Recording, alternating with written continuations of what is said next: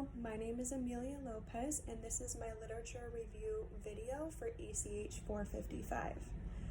My research topic that I chose was to compare and contrast the practical effects that public versus homeschooling settings have on early childhood education. Now, my main issue I felt to cover that was important was socioeconomic status. Now, socioeconomic status is a huge issue for both homeschool and public school settings because, as Carnevale quoted in his 2019 article, over half of K-12 money comes from property tax.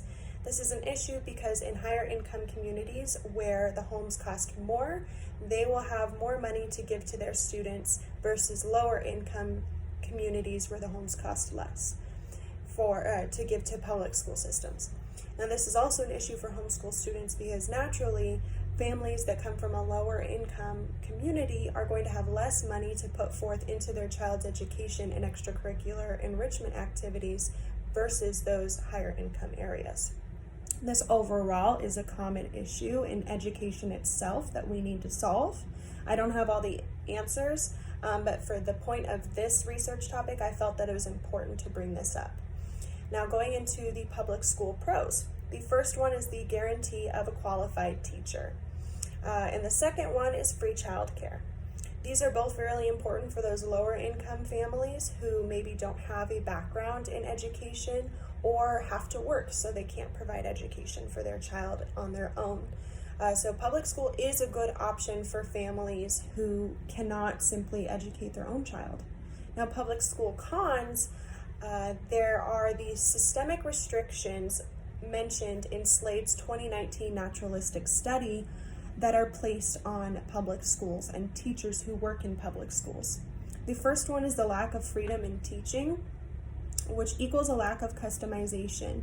Teachers are not able to customize their curriculum to students with special needs unless they have an IEP, but truly we all learn differently, and so the public school system really only serves one sort of learner, and systemic restrictions keep teachers from accommodating these different learners. The other two are that schools are typically overcrowded and underfunded. Slade reported that the teachers that he interviewed reported that the school that they worked at operated at over 125% capacity. The teachers reported constantly having to buy different books and materials required by the different lessons. So clearly, students aren't actually getting fully what they need, especially in those low-income areas. Now, homeschool pros.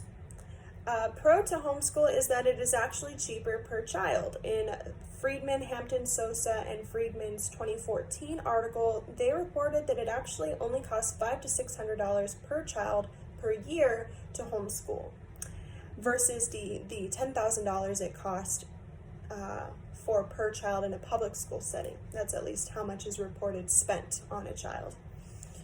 Now, this doesn't seem like it's cheaper overall because parents are still required to pay taxes, but if it was implemented widely that parents could get exemptions, tax breaks, or whatever to be able to homeschool their children, this would be really helpful.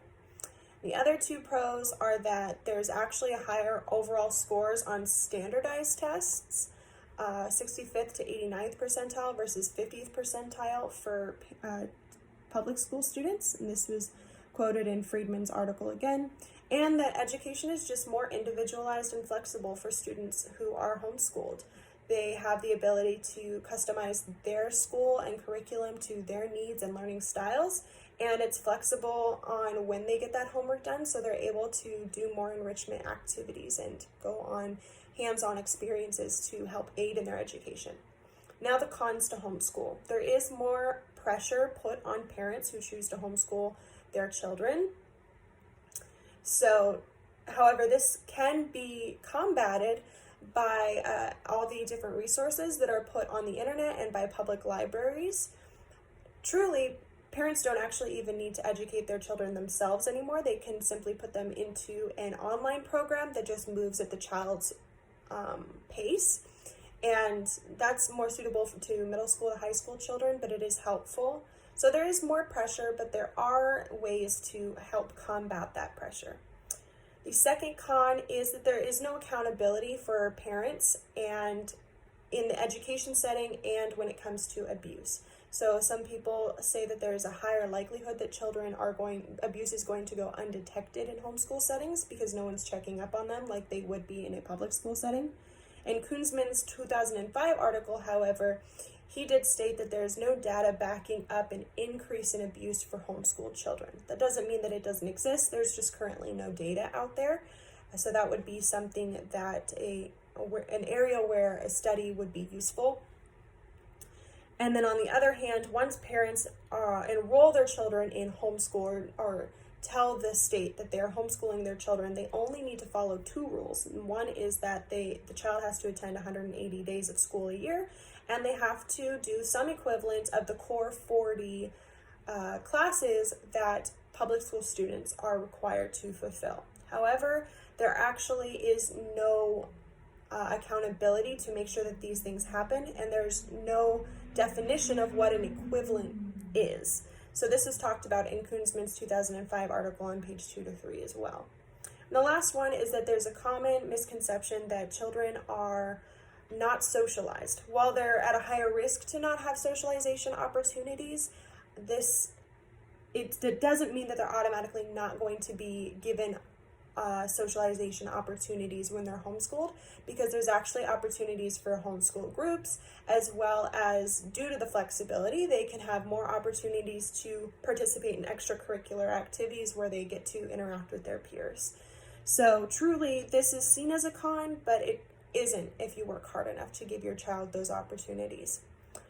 So overall, in conclusion, I found that there truly is no universal way to educate a child that's going to work for every child in the United States. It really depends on the child's needs, as well as the parents' abilities and the socioeconomic status. So I hope you guys learned something from my research, as I did learn a lot, and good luck on your research papers.